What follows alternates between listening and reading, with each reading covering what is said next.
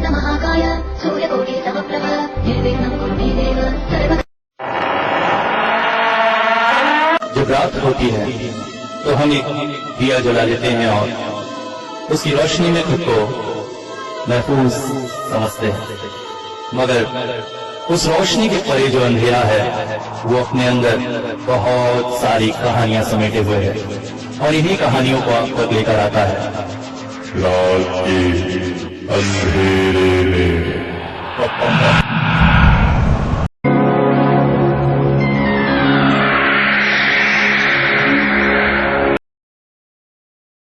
तेज रफ्तार से भागती हुई गाड़ी पर रॉबर्ट ने अचानक ही ब्रेक लगाया। गाड़ी जैसे उसके नियंत्रण से बाहर हो गई थी और जाकर टकरा गई सामने के टीले पर। गनीमत है एयरबैग समय पर खुल गया था, इस वजह से चोट कम लगी, मगर चोट तो आई थी उसे। मगर चोट के परवाह न करते हुए उसने तुरंत ही मुड़कर गाड़ी की पिछली सीट की तरफ देखा, मगर इस वक्त तो वहां कोई नहीं था। फिर कुछ देर पहले उसने गाड़ी के रेयर व्यू मिरर में देखा था एक औरत पिछली सीट पर बैठी हुई थी। वो चौंक पड़ा था। चलती गाड़ी में वो कबाकर अंदर बैठ गई। कहीं रेलवे फाटक के पास जब गाड़ी रुकी थी तब तो नहीं। और उसने एक बार मुड़कर पीछे भी देखा। आश्चर्य, घूंघट में ढकी हुई एक औरत पीछे बैठी हुई थी और इसी से घबराकर तो उसकी गाड़ी अनबैलेंस हो गई और स्टीले से टकरा गई। तभी कानों में एक आवाज पड़ी, अरे मियां, ज्यादा चोट तो नहीं आई? आइए बाहर आइए, गाड़ी में कहीं आग लग गई तो मुसीबत हो जाएगी। हेडलाइट की धीमी रोशनी में उसने देखा बाहर एक बूढ़ा सा इंसान खड़ा था। उसने कार का दरवाजा खोलने की कोशिश की, मगर वो खुला नहीं। लाइए, मैं मदद किए देता हूं, कहकर उस व्यक्ति ने कार का दरवाजा खोला और उसे कंधे का सहारा देकर कार से बाहर निकाला। अरे, आपके पैर में तो बहुत चोट आई है मियां, खून बह रहा है। एक काम करिए, पास ही में मेरा गरीब खाना है, वहां चलिए, वहीं आपका कुछ इलाज करते, वरना मुसीबत हो जाएगी। इसी तरह से लंगड़ाते हुए उस व्यक्ति के कंधे का सहारा लेकर रॉबर्ट चल पड़ा। कार की हेडलाइट एक्सीडेंट की वजह से ठीक से नहीं जल रही थी, बहुत धीमी रोशनी दे रही थी, इसलिए समझ पाना मुश्किल था कि वो कहां पे है। चारों ओर घुप अंधेरा था। उस व्यक्ति के कंधे का सहारा लेकर लंगड़ाते हुए किसी तरह वो एक लकड़ी से बने हुए घर के पास पहुंचा। घर की सीढ़ियां चढ़ने में उसे बहुत तकलीफ हुई। उस व्यक्ति ने उसे अंदर ले जाकर एक खाट नुमा किसी चीज पर लेटा दिया। अंदर लालटेन की धीमी रोशनी थी। असली में मियां इधर लोड शेयरिंग की बहुत प्रॉब्लम, जब देखो तब लाइट गोल। आजकल तो लालटेन में जीने की आदत पड़ गई। इसके बाद उस व्यक्ति ने उसका घाव वगैरह साफ किया। फिर कुछ पीने को देकर वो बोला, आप आराम करो मियां, मैं अपना काम कर लेता हूं। असली में कबर तो खोदनी पड़ेगी ना। कबर? कैसी कबर? अरे वो आप छोड़ो मियां, आप आराम करो, कहकर वो व्यक्ति चला गया। कुछ देर तक डर की वजह से रॉबर्ट को नींद नहीं आ रही थी। खाट पर पड़े पड़े ही वो अनुभव करने लगा कि वो कहां है। उसने महसूस किया कि खाट बहुत छोटी है, उसके पैर काफी दूर बाहर निकले हुए हैं। मगर उस बूढ़े ने दवा के रूप में पता नहीं क्या पिलाया था। उसे नींद आने लगी। अचानक ही नींद खुली एक अजीब सी आवाज से। ऐसा लग रहा था जैसे जैसे किसी बड़े से छेद से हवा पास हो रही है, बहुत तेज हवा। वो उठ बैठा, किसी तरह से घबराते हुए आस पास देखने की कोशिश करने लगा, क्योंकि आवाज जैसे उसके दिलो दिमाग पर उतरी जा रही थी। तभी कमरे के एक तरफ एक छेद सा महसूस हुआ। वो उसके पास चला गया। आवाज इसी जगह से आ रही थी। उसने छेद के पास अपने कान लेकर समझने की कोशिश की कि आखिर ये आवाज है क्या। मगर तभी जैसे उसका पूरा शरीर कांप उठा। अब तक जो आवाज हवा की महसूस हो रही थी, कान पास ले आते ही समझ में आया कि वो असल में हवा की नहीं, अपितु जमीन के नीचे से किसी औरत की हंसने की आवाज थी।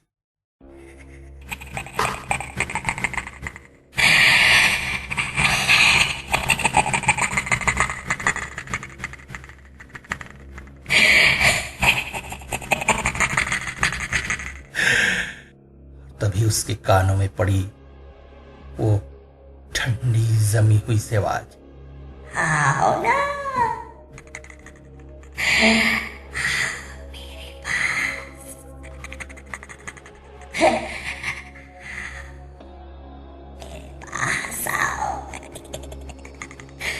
रॉबर्ट झटके से दूर हट गया। अरे इस अचानक प्रतिक्रिया के चलते उसका बैलेंस बिगड़ा और वो जमीन पर गिर गया। मगर अगले ही पल एक और असाधारण घटना घटी। उसने देखा घर की जिस सीढ़ी से चढ़कर वो ऊपर आया था, बाहर का दरवाजा खुला होने की वजह से बाहर तक दिखाई दे रहा था, और ठीक उस सीढ़ी पर खड़ी थी उस दिन रात कार में बैठी हुई वही औरत। वो हड़बड़ा गया। उस औरत के हाथों में था एक बड़ा सा चाकू। चाकू कहें या कोई राजसी कटार, ऐसा हथियार तो आजकल कोई भी यूज नहीं करता है। उस औरत का चेहरा घूंघट से ढका था, मगर उसके हाथ जैसे खून विहीन थे, अजीब से फक्साद सफेद रंग के। और फिर अचानक ही कान में पड़ी वही आवाज, आओ मेरे पास आओ ना, आ जाओ, मुझसे बचकर तुम्हारा कोई छुटकारा नहीं। अचानक ही रॉबर्ट की आंख खुल गई। क्या सपना देख रहा था वो? अचानक ही उठ बैठा। घर में रहने में उसे जैसे घुटन सी महसूस हो रही थी। वो उठकर कमरे का दरवाजा खोलकर बाहर आया, मगर बाहर आते ही साथ चौंक पड़ा। ये कहां गया है वो? अब कहां गया है? चारों ओर सिर्फ पुरानी कब्रें। तो क्या ये कब्रिस्तान है? अचानक उसने महसूस किया कि आसमान में सूरज ढल रहा था, मगर रात को तो वो इस कमरे में आया था, फिर सूरज ढल रहा है। तभी कुछ दूरी पर फावड़ा चलाने की आवाज आ रही थी। वो किसी तरह लंगड़ाते हुए सीढ़ियों से उतरा और उस ओर बढ़ चला। अभी थोड़ी ही दूर पहुंचा था कि उसने देखा एक बूढ़ा सा आदमी जमीन से मिट्टी खोद रहा है। मिट्टी की खुदाई की संरचना देखकर समझ में आ रहा था कि वो कब्र खोद रहा है। बूढ़े की शक्ल उस रात अंधेरे में देखे हुए उस बूढ़े से मिलती जुलती थी। वो किसी तरह वहां तक गया। अब सुनिए, बूढ़ा अचानक उसकी ओर मुड़ा। अरे भैया, जाग गए आप? वो ठीक है, मगर मुझे एक सवाल पूछना है। कोई डरावना सपना तो नहीं देख लिया? यहाँ पर बड़े डरावने सपने आते हैं। आखिर हजारों सालों से लोग यहाँ सो रहे हैं। अब देखिए ना, पिछले 2 दिनों बाद तो आप जागे हैं। ऐसे में भी सपना देख रहे थे। 2 दिनों? 2 दिन तक मैं बेहोश था। और क्या मियाँ, तभी तो इस तरह से स्वस्थ दिख रहे। वरना तो उस रात जो आपकी हालत थी, मुझे तो लगा था बचेंगे कि नहीं, क्या पता। मगर ये कब्रिस्तान है कहाँ? अरे वो छोड़िए मियाँ, अभी तबीयत कैसी है? मगर तब तक रॉबर्ट को एक अनजाने डर ने घेर लिया था। वो तुरंत ही उधर से चल पड़ा और सामने दिखी उसकी वही गाड़ी। दरवाजा खोलकर गाड़ी में बैठा और जैसे ही चाबी घुमाई, आश्चर्यजनक रूप से गाड़ी स्टार्ट हो गई। वो गाड़ी लेकर तुरंत ही वहां से निकल गया। घर पहुंचकर रॉबर्ट ने गाड़ी बाहर ही खड़ी की और अपने कमरे में चला गया। धीरे धीरे रात घिरने लगी। अभी भी उस रात की थकावट उसके शरीर में थी, इसलिए धीरे से उसे नींद आ गई। मगर जब नींद खुली तो कमरे में खूब अंधेरा था।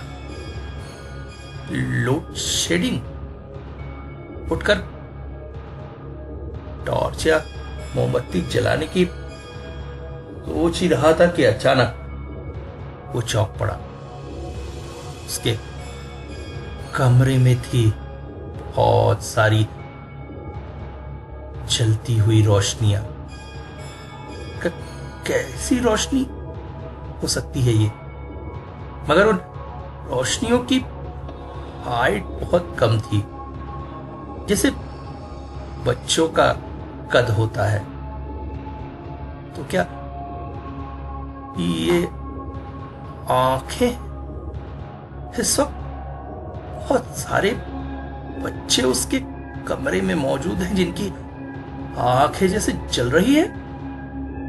तभी उसके कान में पड़ी एक आवाज। मेरा मेरा दिल लौटा दो। कहाँ है मेरा दिल? कहाँ है? रॉबर्ट चौंक पड़ा। वो उठकर कमरे की लाइट जला दी। कमरे में चारों ओर सन्नाटा था।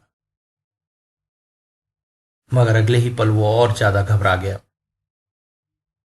रॉबर्ट को एक्वेरियम बहुत प्यारा था, और खासकर गोल्ड फिश से भरा हुआ एक्वेरियम। और उसने अपने कमरे में एक बहुत ही प्यारा सा एक्वेरियम लगा भी रखा था।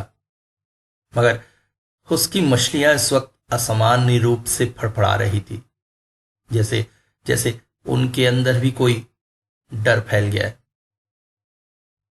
रॉबर्ट सो न सका। बिस्तर पर चढ़कर दीवार के बिल्कुल कोने से सट गया। अपने पूरे शरीर को उसने कंबल से ढक लिया। एक अजीब सा अनजाना डर उसके चारों ओर फैल रहा था। जिंदगी में उसने बहुत संघर्ष देखा था। बचपन में ही रोड एक्सीडेंट में माँ बाप की मौत हो गई। फिर उसे पाल पोस कर बड़ा किया चर्च के फादर डिकोस्टा ने। फादर डिकोस्टा की इच्छा थी रॉबर्ट एक बहुत ही अच्छा आदमी बने। रॉबर्ट कभी भी फादर डिकोस्टा पर बोझ नहीं बनना चाहता था, इसलिए पढ़ाई उसने आधे में ही छोड़ दी और काम करने लगा। मगर एक दिन फादर डिकोस्टा भी उसे उसे छोड़कर चले गए। तब तक रॉबर्ट बन चुका था शहर का एक नामी कार चोर, जिसके लिए किसी की भी कार चुराना जैसे बाएं हाथ का खेल था। पुलिस की छन्नाती हुई गाड़ियां भी उसे कभी चेज नहीं कर पाई थी। एक बार उसने जिस गाड़ी पर चाबी लगा दी तो फिर समझो कोई भी उसे उस गाड़ी से पकड़ नहीं सकता था। मगर उस रात पता नहीं क्या हुआ, आज तक रॉबर्ट का हाथ स्टीयरिंग से कभी नहीं फिसला, मगर उस रात गाड़ी जाकर उस टीले से टकराई और अजीब अजीब बातें उसकी जिंदगी में होने लगी हैं। अभी रॉबर्ट इन सब विषयों पर चिंता कर ही रहा था कि अचानक उसका मोबाइल बज उठा।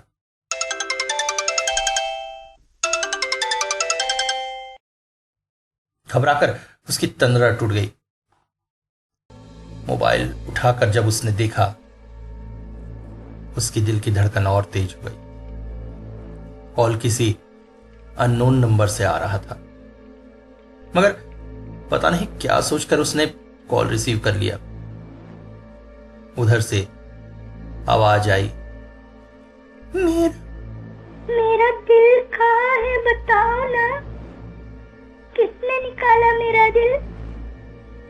मेरे सीने में बहुत खाली खाली सा लगता है, बहुत अजीब सा लगता है। प्लीज मेरा दिल लौटा दो। तुम्हारे पास है क्या मेरा दिल? दे दो ना, लौटा दो ना। हेलो, कौन बोल रही हैं आप? तुम मेरे सवाल का जवाब दो, लौटा दो ना मेरा दिल। रॉबर्ट जैसे कांप गया था।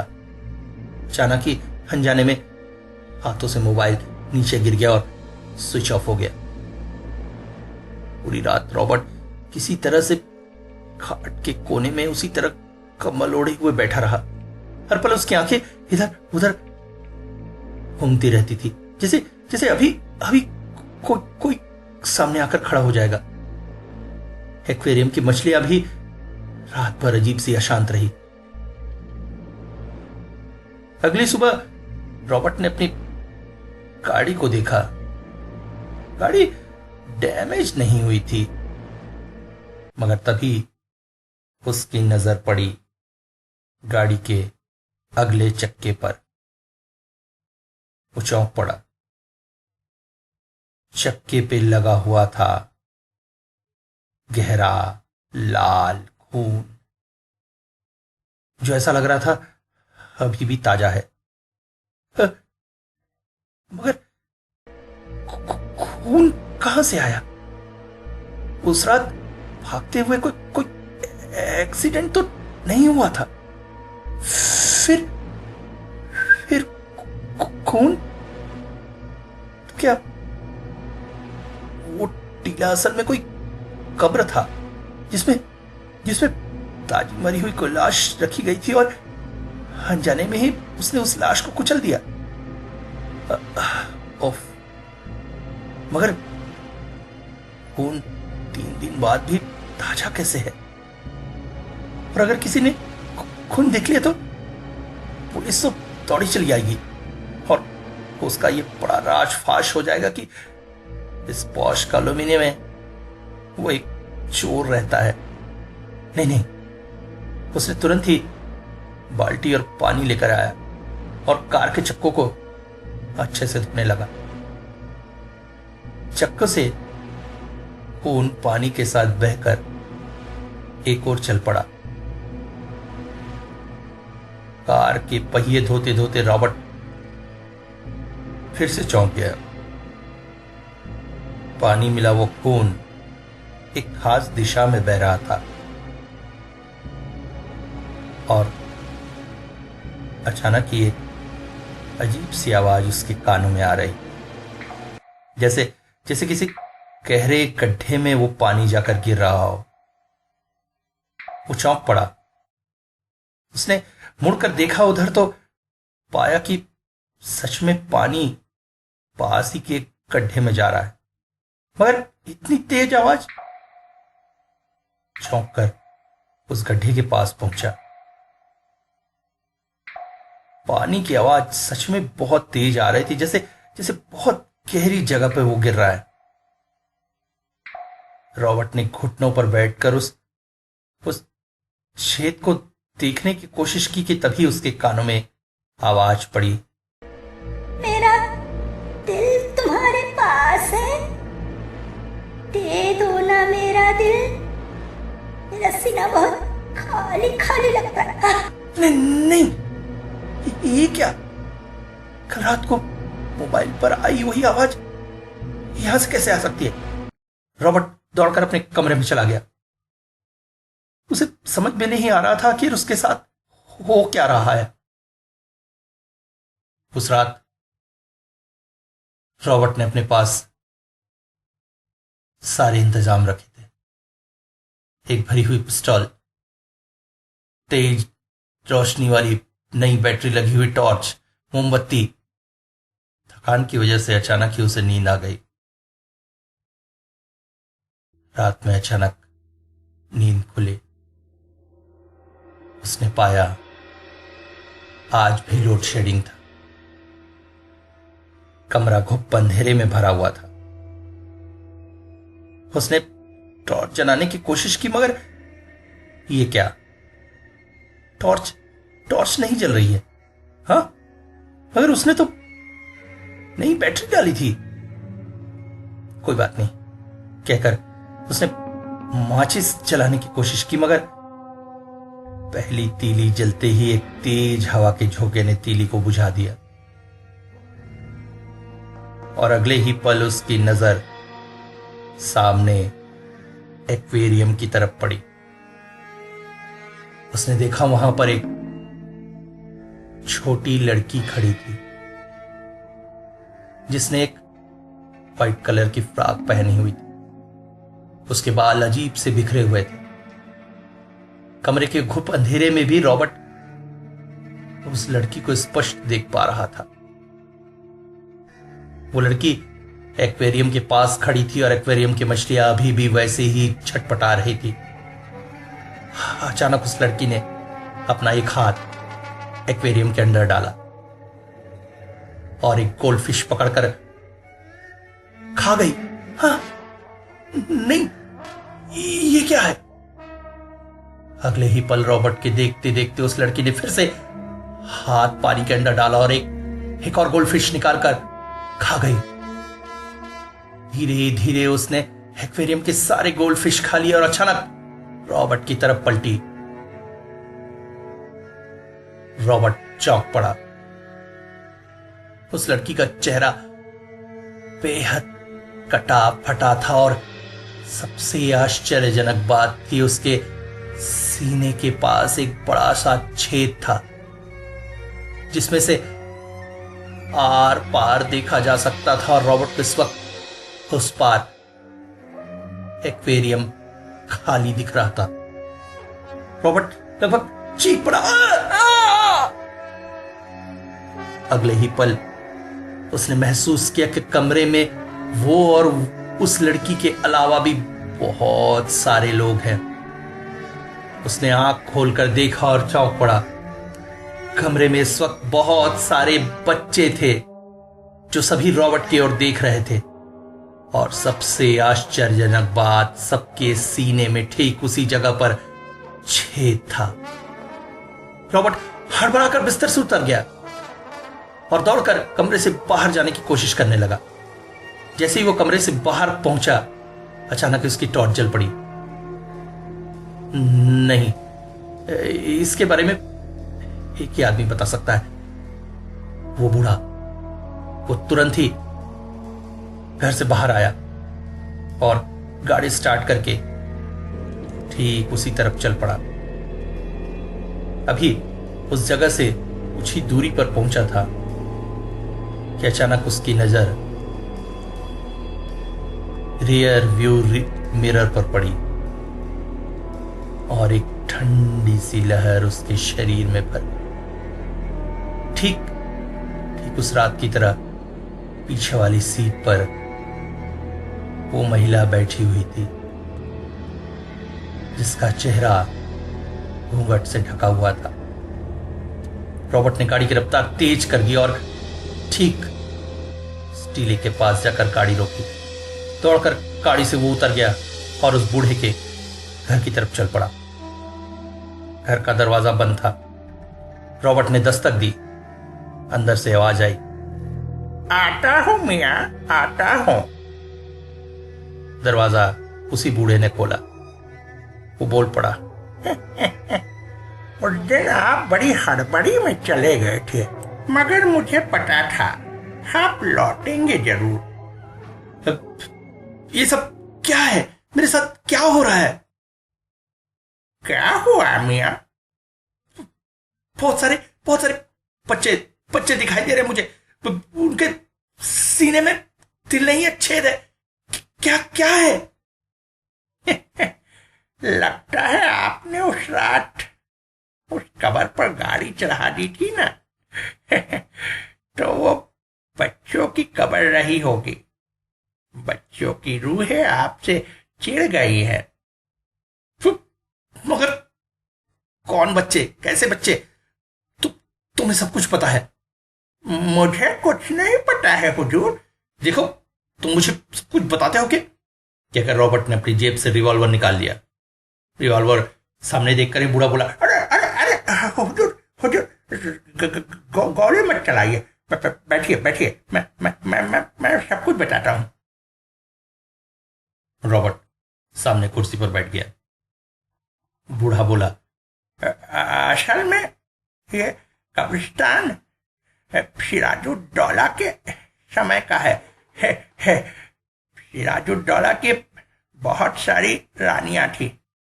उन्हीं में से एक थी मोहनवती। मोहनवती को एक बहुत ही अजीब बीमारी ने पकड़ लिया था। वैद्य ने इलाज बताया। किसी छोटे बच्चे का ताजा दिल, उसे खाने से ही वो ठीक हो सकती थी। मोहनवती ने सिराजुद्दौला से इस बात की मांग की, मगर सिराजुद्दौला ने कहा वो मरती है तो मरे, मगर प्रजा के साथ ऐसा व्यवहार वो नहीं कर सकते। वो उनके छोटे बच्चे को कैसे मार सकते हैं? मगर रानी के प्यार के आगे उन्हें भी सिर झुकाना ही पड़ा और काम दिया गया रानी की दासी रुक्मणी को। रुक्मणी गांव से एक बच्चे को उठा लाई और उसके सीने से दिल निकालकर रानी के पास ले आई। रानी ने आंखें मूंद कर वो दिल खा लिया और अनोखे तौर से वो ठीक होने लगी। धीरे धीरे आस पास के गांव के बच्चे गायब होने लगे और उस हद से रानी ठीक होती गई। एक दिन वैद्य ने रानी को देखकर कहा वो पूरी तरह से ठीक हो चुकी है, मगर तब तक रानी की जवान को खून लग गया था। अब उन्हें बच्चों के दिल खाने का जैसे शौक चढ़ गया था। रानी के ठीक होने के बाद भी जब बच्चे गायब होते रहे, तब बात सिराजुद्दौला तक पहुंची। रानी की इस भयानक आदत को सुनकर वो बहुत क्रोधित हुए और उन्होंने रानी को मौत की सजा दे दी। रानी ने जितने बच्चों को मारकर उनका दिल खाया था, उन सब की लाशों को एक ही जगह पर कब्र में दबा दिया गया था और शायद तुम्हारी गाड़ी उस रात अनजाने में ही उस कब्र पर चढ़ गई थी। इस वजह से वो रूहें तुमसे नाराज हो गई है। मगर इसका उपाय क्या? मैं कैसे इनसे छुटकारा पाऊं? रॉबर्ट अभी ये कह ही रहा था कि अचानक चौंक पड़ा वो। बाहर के दरवाजे पर सीढ़ियों के पास ठीक उसी जगह वही औरत खड़ी थी जो कुछ देर पहले उसकी कार में बैठी हुई थी। उसके हाथों में ठीक वैसी ही कटारी थी जो उस रात रॉबर्ट ने सपने में देखी थी। वो घबरा गया। उसने कहा, वो कौन है? वो हुजूर डरे नहीं, उससे डरे नहीं। मगर तब तक रॉबर्ट किसी तरह से दौड़कर उस औरत के पास से बाहर खुले में आ गया था। उसने तेज दौड़ लगाई अपनी कार की तरफ। किसी तरह से वो कार के पास पहुंच जाना चाहता था, मगर तभी मिट्टी के टीले से टकराकर वो लड़खड़ा गया और नीचे गिर पड़ा। उसने महसूस किया कि इस वक्त वो उसी कब्र में गिरा हुआ है जो उस शाम वो बूढ़ा खोद रहा था। मगर आश्चर्य, कब्र की नाप बिल्कुल उसकी लंबाई के बराबर थी। तो क्या ये कब्र उसके लिए खोदी गई थी? अभी वो उठने की कोशिश कर ही रहा था कि अचानक बूढ़ा कब्र के ऊपर आ गया और बोला, सोए रहिए हुजूर, सोए रहिए, ये कब्र आप ही के लिए है। मेरे लिए? मतलब?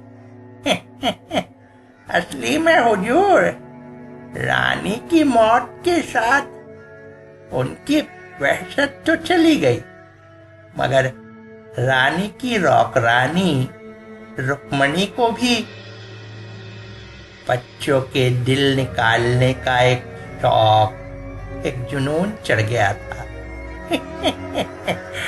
जिसका पता भी सिराजुद्दौला का हुआ तो रानी के साथ ही उसे भी मार डाला गया था, मगर उसके जुनून की हद ये थी कि मौत के बाद भी उसकी आत्मा लोगों के सीने से दिल निकालती है। उस रात जब आप यहां से गुजर रहे थे तो उसने आपको देखा और आपका दिल उसे बहुत पसंद आ गया, इसलिए तो वो आपकी कार में आकर बैठ गई थी। मगर आपकी कार का एक्सीडेंट होकर सब गड़बड़ हो गया। वो आपका दिल लेने उस रात कमरे में भी आई थी, मगर उसे सपना समझकर आप वहां से भाग आए। मगर इस बीच उन बच्चों की रूहों ने इस खेल को बिगाड़ने का बहुत बड़ा काम किया। वो रूहें आपके पास आकर बार बार आपको सावधान करती रही, दिल के बारे में बताती रही, मगर आप उन रूहों से डरकर मेरे पास ही चले आए। तभी अचानक रॉबर्ट ने देखा उस आदमी के पीछे से वही औरत निकल कर आ रही है। उसके हाथों में है तेज कटार और वो बोल पड़ी, बस तुम्हारा दिल मुझे दे दो। अरे लोग तो प्यार में दिल देते हैं, तुम मुझसे प्यार कर रहे हो समझो। नहीं नहीं। रॉबर्ट कब्र से उठकर निकलना चाहता था, मगर तब तक वो औरत कब्र में उतर चुकी थी। उसके हाथों की कटारी रॉबर्ट के सीने पर लग चुकी थी। रॉबर्ट चीख पड़ा, बचाओ मुझे। नहीं बचा सकता हुजूर, मैं तो रुक्मिणी का खादिम हूं। अगर मैंने उसकी इस काम में मदद नहीं की तो वो मुझे मार डालेगी, और जब तक जिंदा हो इस कब्रिस्तान में काम करके जिंदगी चलानी है, और उसके लिए मुझे मजबूरी में रुक्मिणी की मदद करनी ही होती है। रॉबर्ट के सीने में कटारी गड़ चुकी थी।